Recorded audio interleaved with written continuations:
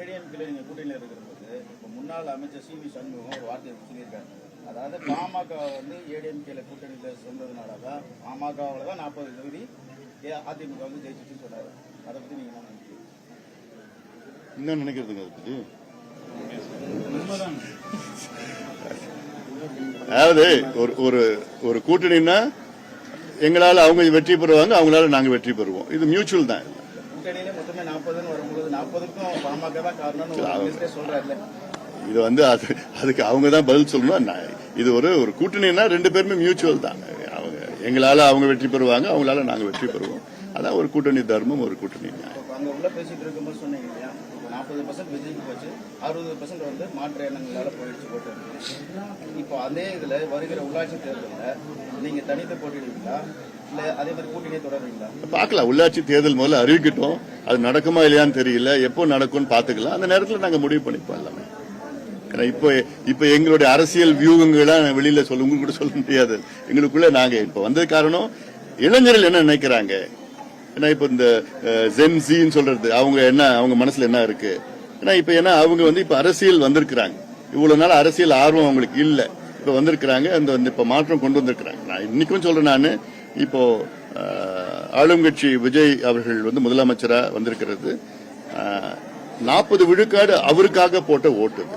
விஜய்னா அவங்க கட்சிக்காரங்க, அவங்க அனுதாபிகள், அவங்க ரசிகர்கள், அவங்க தெரிஞ்சவங்க எல்லாம் போட்ட ஓட்டு.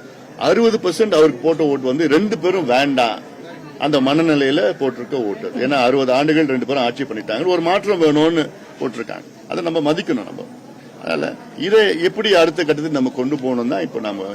ஏன்னா சென்னையில இருந்து இதுக்கு 5 மணி நேரம் டிராவல் பண்ணி இந்த கிராமத்துக்கு வந்து இப்போ 2 மணி நேரம் இருந்துட்டு இப்ப திருப்பி நான் சென்னைக்கு போறேன். இதுக்காக தான் வந்திருக்கிறேன். ஏன்னா அந்த அளவுக்கு ஒரு முக்கியத்துவமா இந்த சந்திப்பை நான் பாக்குறேன். நான் சந்திப்பு மட்டும் இல்ல, சுத்தி இருக்கிற எங்க கட்சியினுடைய மூத்த நிர்வாகிகள் எல்லாமே சீனியர்ஸ் எல்லாம் 2 நாளா இந்த மாவட்டத்தில் இருக்கிறாங்க.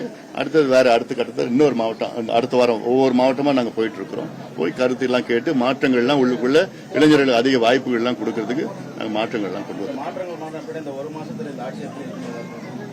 அதான் அன்னைக்கே சொல்லியிருக்கேன். இந்த ஒரு மாதத்துல வந்து நாங்க பார்த்தா ஊழல் பெரிய அளவுல வந்து குறைக்கப்பட்டிருக்கிறது. ஏன்னா இப்ப பொதுமக்கள் பேசிட்டு இருக்கிறதா உடனே நான் வந்து விஜய்க்கு நான் அப்படி பாராட்டி இப்படி பண்ணிட்டேன், நற்சான்றிதழ் கொடுத்துட்டேன், அப்படி இப்படி எல்லாம் நீங்க அன்னைக்கு சொல்லியிருந்தீங்க. சரி, அது எதனா பரவாயில்ல.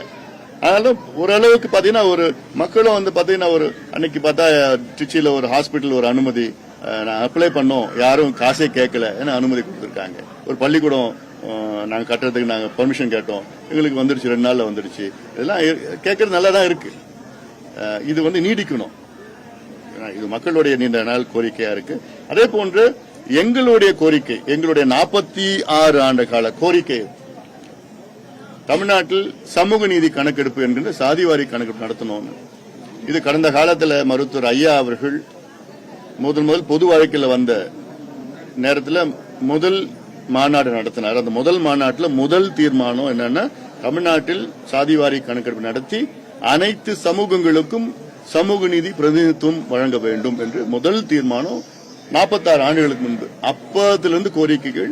ஐயா அவர்கள் அன்றைய முதலமைச்சர் எம்ஜிஆர் அவர்களை பல முறை சந்தித்தார், அவர் அறிவிக்கல.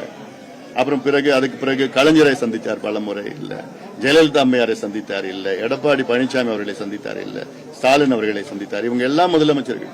இவங்கிட்ட எல்லாமே ஆட்சி இருந்தது, அதிகாரம் இருந்தது, சட்டம் இருந்தது, எல்லாமே இருந்தது.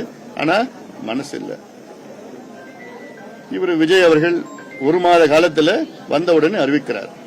அதனால்தான் நாங்க உண்மையிலே நாங்க பாராட்டுறோம். ஏன்னா இது வந்து ஏதோ ஒரு ஜாதி பிரச்சனையோ ஒரு கட்சி பிரச்சனையோ கிடையாது. தமிழ்நாட்டினுடைய வளர்ச்சி பிரச்சனை, சமூக நீதி பிரச்சனை.